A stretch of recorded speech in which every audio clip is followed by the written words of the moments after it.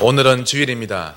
오늘 하루 종일 하나님께 찬양하고 또 기도하고 말씀 듣고 하시면서 하나님께 꼭 집중하시기 바랍니다. 은혜를 받으셔야 합니다. 그래야 우리가 살아날 수 있습니다. 오늘은 읽으셨던 본문을 가지고 온전한 구원을 주신 그리스도라는 제목으로 함께 말씀을 받겠습니다. 바울의 서신 중에서 특히 로마서와 갈라디아서는 아주 교리적입니다. 교리적인 성격이 짙죠. 근데 오늘 읽으셨던 이 고린도후서와 고린도전서, 이 성경은 아주 좀 실제적입니다. 즉 실제적인 삶의 영역을 좀 많이 터치하는 내용이 많이 나옵니다. 특히 이 당시에 고린도 도시를 보시면요, 성적으로 많이 타락했고 술, 마약, 타락한 결혼 생활 등등 너무 좀 많이 어지러운 그런 항구 도시입니다. 분주했던 이 항구 도시의 하루 일과가 끝나고 이제 밤이 되면 그야말로 이 고린도의 거리는 쾌락의 밤길이 됩니다.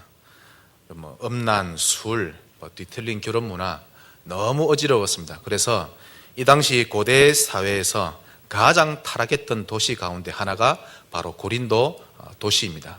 이런 도시에 이제 바울을 통해 하나님이 교회를 세우셨죠.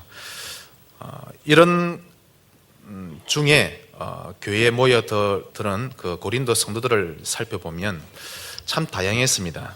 또 이 예배당이라고 하는 것이 우상 숭배하는 화려한 그런 사원들과 달리 좀 많이 초라했습니다.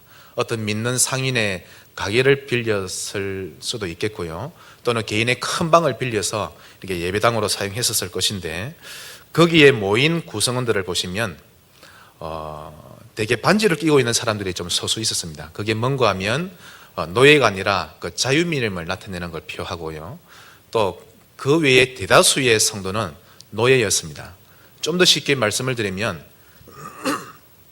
좀 배운 듯한 외모를 풍기면서 고상하게 앉아있는 사람들도 있었고, 또 부유하면서도 교양 있는 사람으로 보이는 헬라인들도 들어 있었고, 그러나 그 외에 대다수의 성도들은 또 미천하고 연약하고 좀 많이 멸시를 당하는 노예들이었습니다.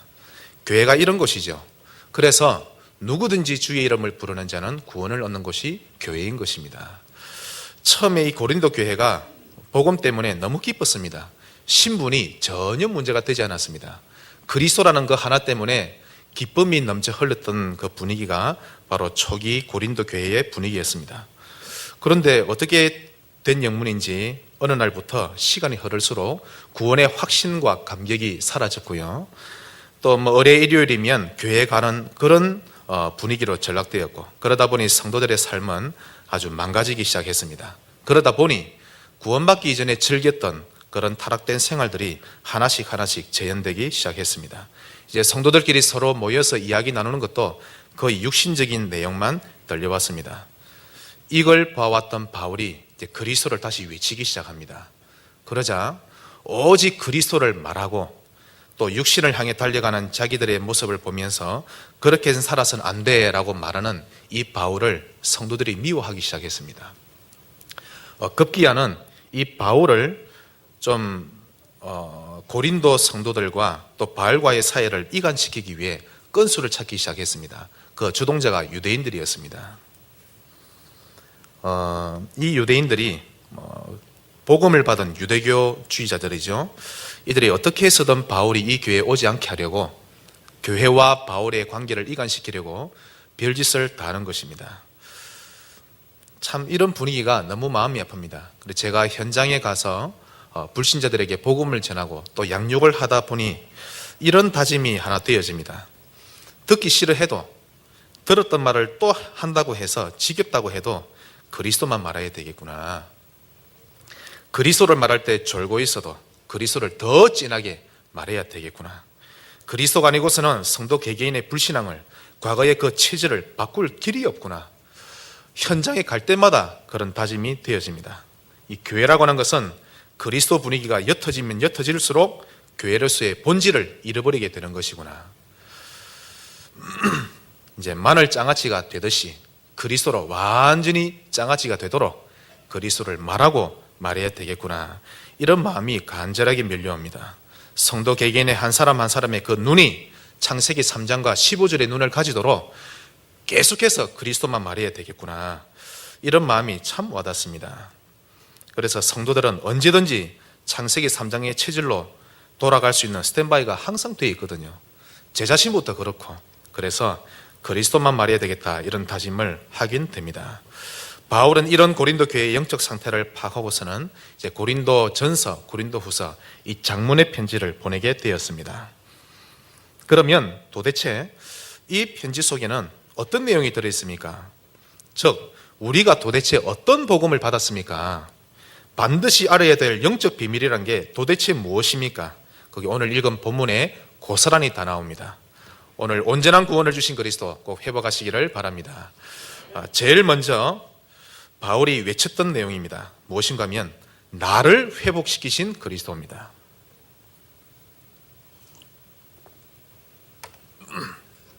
그리스도께서 나를 회복시키셨습니다. 다시 말해서 나를 찾게 해주신 그리스도, 더 쉽게 말씀드리면 정체성을 회복하게 해주신 그리스도입니다. 나중에 제가 세월이 좀 흐른 후에는요, 무엇을 발견했는가 하면 이것도 응답이고 저것도 응답이고, 그러나 응답 중에 최고의 응답은 나를 발견한 것입니다. 이게 응답 중에 응답입니다. 고린도 후서 5장 17절 오늘 읽으셨죠? 그런즉 누구든지 그리스도 안에 있으면 새로운 피조물이라. 이전 것은 지나갔으니 보라 새 것이 되었도다. 바울이 강조를 합니다. 누구든지, 돈 많은 자든 적은 자든 노예든 상관없다. 누구든지 그리스도 안에 있으면 새로운 피조물이라. 근데 전에는 제가 이 말씀이 이해가 되지 않았습니다. 새로운 피조물, 새 것이 되었다, 이전 것은 지나갔다, 이게 도대체 무슨 말씀인가? 오늘 나를 꼭 회복하셔야 합니다. 다른 것은 몰라도 나를 회복하셔야 합니다. 이 새 것이 되었다, 또 새로운 피조물이다, 이 말씀은요, 호주 등본이 바뀌었다는 뜻입니다. 이전에는 마귀의 자녀였는데 지금은 하나님의 자녀입니다. 아멘. 완전히 새 것이 된 겁니다. 이전엔 운명과 사주팔자대로 살았는데 이제는 우리의 의지와 상관없이 예수님을 믿었다는 그 이유 하나 때문에 성령의 인도와 보호를 받는 삶을 살게 된 것입니다. 또 천사의 도움을 받는 삶이 그냥 되어져 버린 겁니다. 얼마나 감사합니까? 또 이전에는 우리가 지옥이 배경이었는데 지금은 천국이 배경이에요. 성삼위 하나님이 우리의 든든한 배경이 되셨습니다. 이전 것은 지나가 버렸습니다. 새 것이 되었습니다.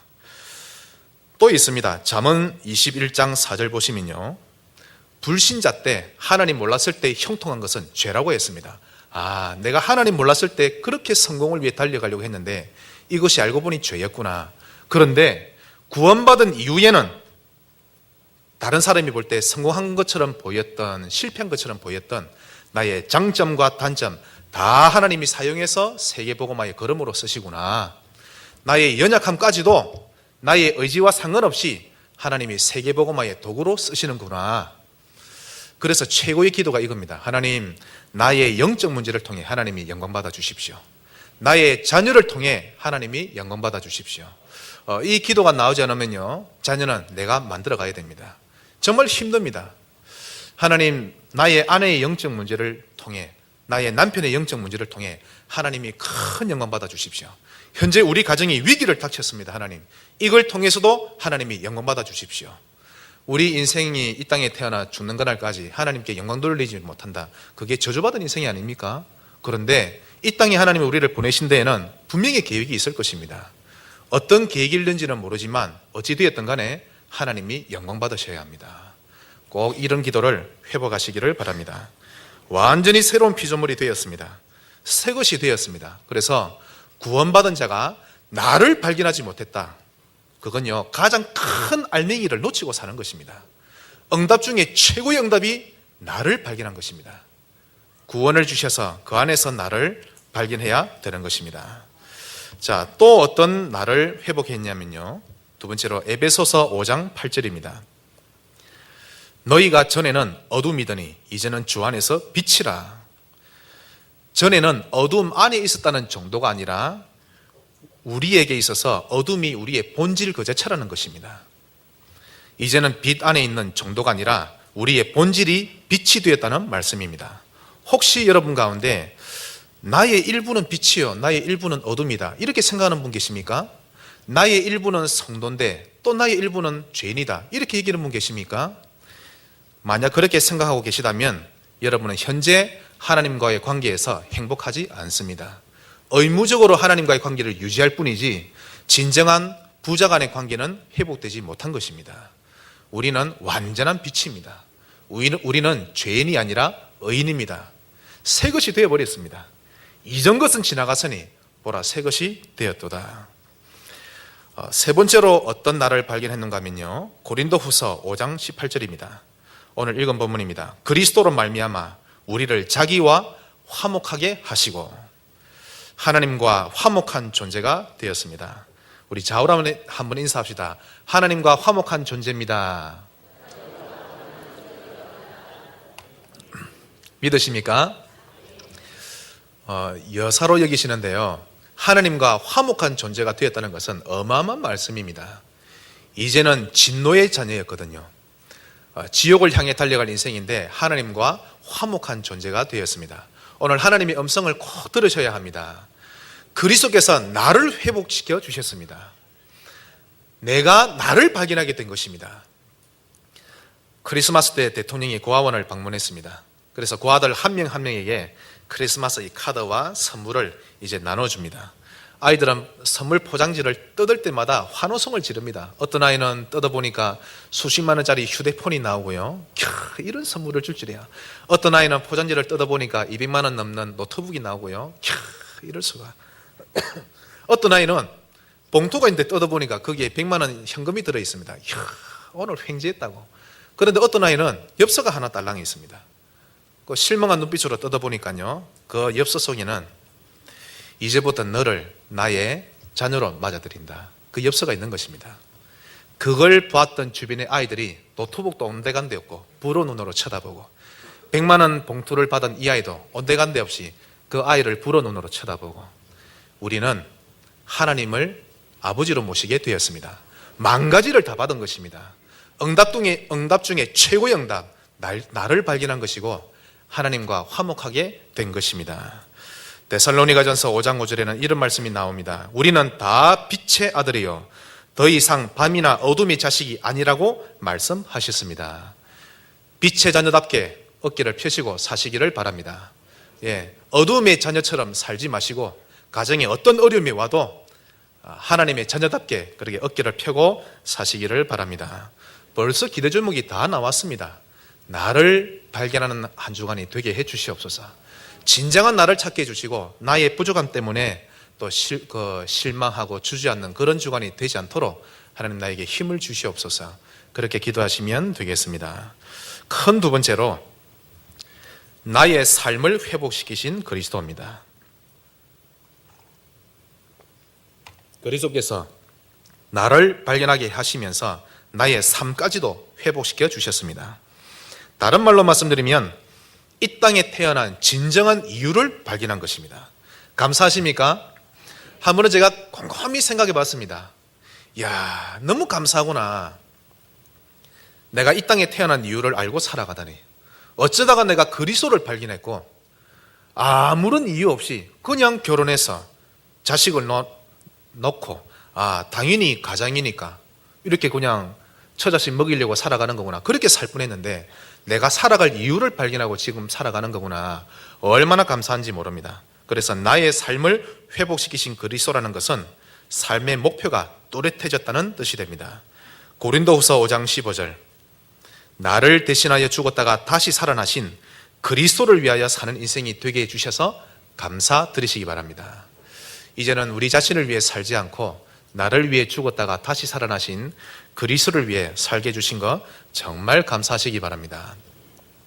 학생도 공부할 때 성령이 역사하는 공부가 있고 성령이 역사하지 않는 공부가 있습니다. 그건요, 나의 이 공부를 통해 하나님께 영광 돌려드려야지, 지금 내가 잠시 공부하는 것이 나중에 하나님께 큰 영광이 되겠지, 성령이 역사하시겠습니까? 안 하시겠습니까? 100% 역사합니다. 아무런 목표 없이 그냥 나보다 더 등수가 앞선 저 아이를 앞지르기 위해 그렇게 공부한다. 성령이 역사할 이유가 없습니다. 사업을 하시는 분도요, 성령이 역사하는 사업이 있고 성령이 역사하지 않는 사업이 있습니다. 나의 이 사업을 통해 하나님이 영광받아 주시옵소서.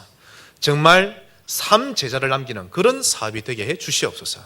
비밀 결사들을 살려내는 그런 사업이 되게 해 주시옵소서.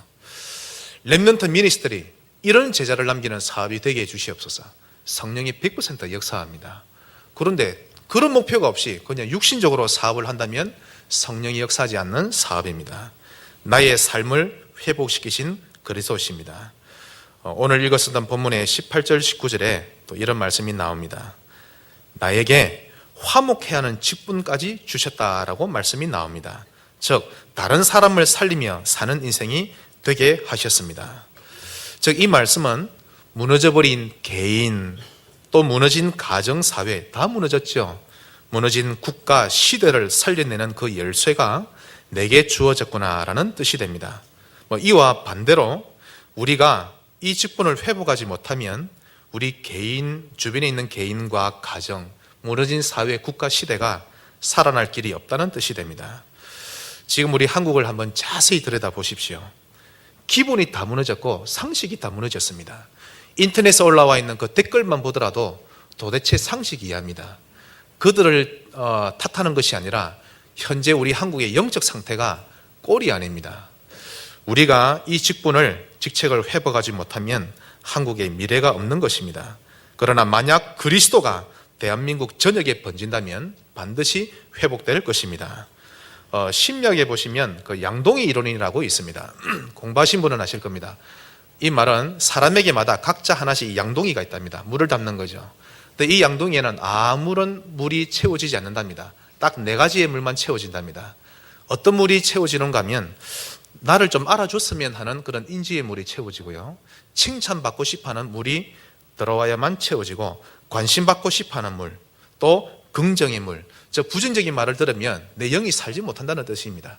그래서 긍정의 물이 와야만 내게 채워진다고 하는 그런 양동이 이론입니다. 그런데 이건 내게 있는 양동이의 물을 막 채우려고 칭찬받으려고 내 스스로 노력하면 이상하게 더더욱 채워지지 않는답니다. 그런데 신기하게 남에게 있는 양동이의 물을 채워주면 저절로 내게 물이 채워진다고 합니다. 즉 이 양동이 이론이라고 하는 것은 우리가 전도자의 삶을 살다 보면 그게 바로 나를 살리는 그런 열쇠가 된다는 뜻이 되고요, 나에게서 정체성이 회복될수록 나의 양동이에 물이 채워진다는 뜻이 됩니다. 이번에 총기 난사를 일으켰던 그 임병장, 가장 주된 원인은 본인이 무시를 당한 겁니다. 특히 남자는요, 무시당하면 견디지를 못합니다. 가정의 아빠들 그렇거든요. 하나님이 사람을 그렇게 만들어 놨습니다. 그래서 우리 아내 되시는 분들은 그 어떤 경우에도 남편이 무시당한다, 이건요 가정이 회복되지 못합니다. 아무리 그리스도를 말하고 그리스도를 외쳐도 남편이 내가 자녀들과 아내에게서 존경을 받지 못하구나, 무시당하구나, 이렇게 되면 가정은 회복되지를 못합니다. 성경적입니다. 그래서 남편이 좀 존경받게 되는 그런 가정 되시기를 바랍니다. 남자의 심리가 그렇습니다. 아내는 다른 거 필요 없습니다. 남편에게서 사랑을 받아야 합니다. 아무리 돈을 많이 갖다 줘도 남편이 다른 데 사랑을 줬다 그러면 아내는 정신을 차리지를 못합니다. 그래서 남편은 존경받아 먹고 살고 아내는 사랑을 받아 먹고 사는 존재입니다. 그게 창조 원리입니다. 나의 삶을 회복시키신 그리스도 꼭 회복하시기를 바랍니다. 그래서 삶의 방향과 이유를 주신 그리스도께 감사 많이 하시는 주간 되시기를 바랍니다. 그리스도를 알게 해주셨고 지긋지긋한 가문의 저주에서 우리를 해방시켜 주셨습니다.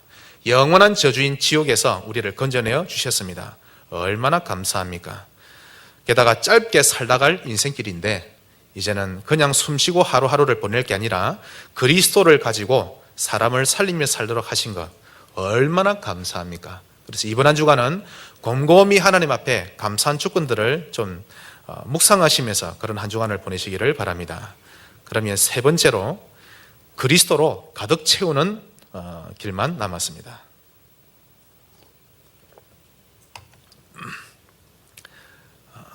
그리스도로 가득 채우시기를 바랍니다. 만약 나에게서 풍겨나는 그 영적인 분위기가 그리스도로 지배받지 못하는 그런 분위기가 되면 고린도 교인들처럼 예전의 나의 삶의 모습대로 돌아갑니다. 어쩔 수가 없습니다.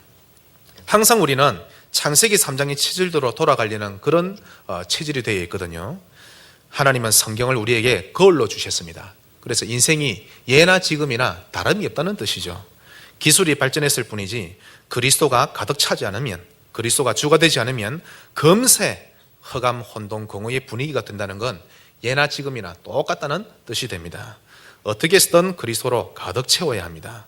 더 쉽게 좀 적용해서 말씀을 드리면 언약이 나의 사상이 되어야 합니다. 모든 상황에서 언약이 생각나고 적용되어야 합니다. 어떤 상황이 탁 터지면, 그렇지, 성도의 10가지 발판, 여기에서 이렇게 말씀하고 계셨지, 이렇게 말씀이 떠올라야 합니다. 만약 그리스도가 내게 옅어질수록, 희미할수록 그 상황에 따라 예수님이 세례 요한으로 적용되고, 엘리야로 적용되고, 예레미야로 적용되고, 석가모니나 마리아와 거의 비슷한 수준으로 일처리를 하게 됩니다. 그러나 반대로 언약이 내게 사상이 되면 인생이 수월해지는 것입니다. 그렇지, 하나님은 내게 불강력적인 은혜를 주셨지, 그렇구나, 만 가지를 가지고도 하나님의 은혜를 다 갚을 수가 없구나, 나는 정말 귀한 선물을 받았구나, 하나님은 나를 회복시켜 주셨구나, 나의 삶도 회복시켜 주셨구나, 자꾸만 언약이 사상이 되어야 합니다. 말씀이 떠올라야 합니다. 그러나 그리스도가 진해지지 않으면 나의 한계를 넘어서지 못하게 되고, 교회 안에는 그리스도보다 상식이 더 우선순위 되고 윤리가 우선순위 되고 뭔가가, 교회가 분위기가 안 됩니다. 우리 마가다락방 교회는 그리스도로 가득한 교회가 되어야 되겠습니다.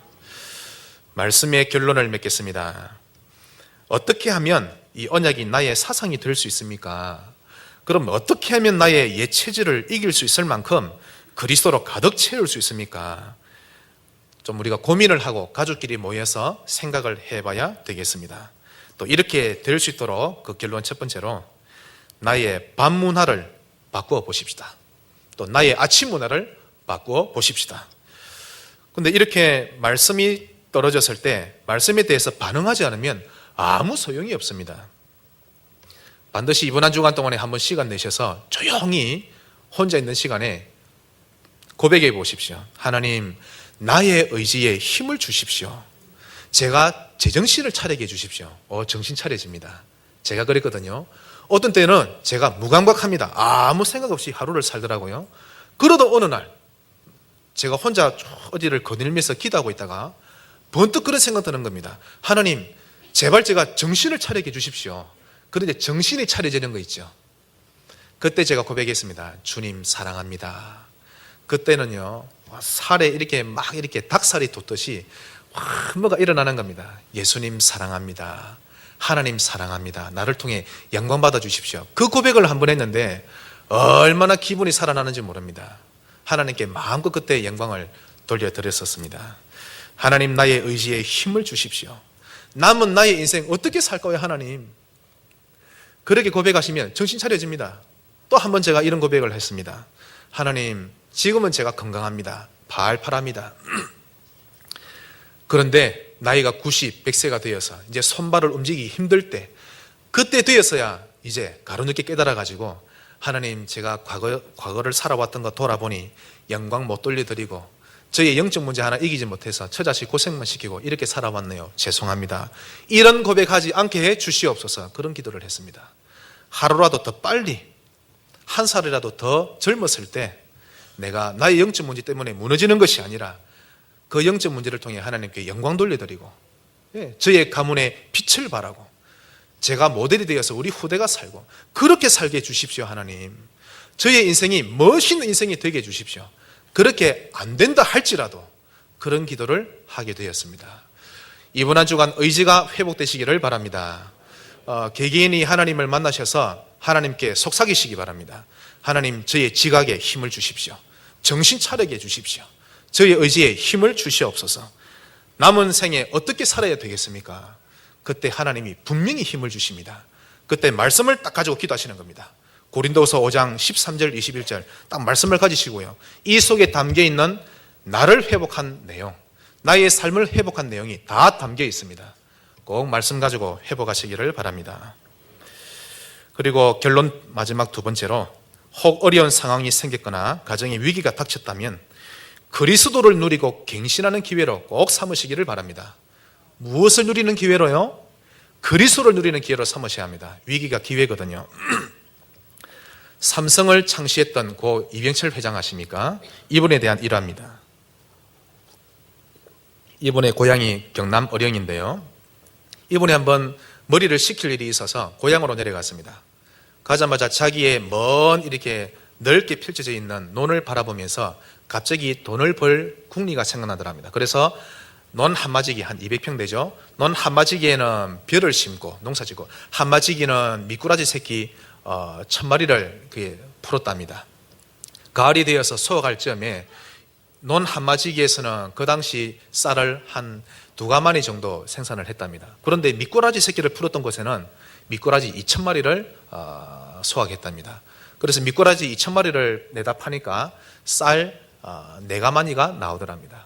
그러면 어디가 더 이득입니까? 미꾸라지가 더 이득이죠. 자, 그 다음 해가 되었습니다. 또 여름 되었을 때 논 한마지기에는 미꾸라지 새끼 1000마리를 풀고요. 또 한마지기는 미꾸라지 새끼 1000마리와 미꾸라지의 천적, 메기 20마리를 풀었답니다. 가을이 되었습니다. 역시 미꾸라지 새끼 1000마리만 있는 곳에는 역시 미꾸라지 2000마리를 얻었고요. 그건 쌀 4가마니죠. 여기에는 미꾸라지 1000마리가 나중에 미꾸라지 4000마리 되었답니다. 그런데 메기는 200마리가 되었답니다. 이걸 다 파니까 쌀 8가마니가 나오더랍니다. 이게 무슨 말씀입니까? 이게 창조원리입니다. 이 사람이라고 하는 것은 위기와 어려움이 닥치면 더더욱 생존 본능이 활발해집니다. 그리고 번식력도 더 활발하게 됩니다. 하나님이 우리에게 위기를 주시되 아무런 이유 없이 주지 아니하십니다. 그래서 위기가 곧 기회고요. 가정에 그리스도를 누릴 기회가 되는 것입니다. 주저앉지 마시고 혹 슬픔에 빠진 가정과 개인이 계시다면 이번 한 주간 그리스도를 풍성히 누리시고 다 회복되시기를 그리스도 이름으로 축원합니다. 기도하겠습니다. 하나님 감사합니다. 나를 발견하게 해주시니 감사합니다. 나의 삶을 회복시켜 주신 주님을 찬양합니다. 남은 생애가 하나님께 영광 돌려드리는 그런 생애가 되게 해 주시옵소서. 예수 그리스도 이름으로 기도하옵나이다. 아멘.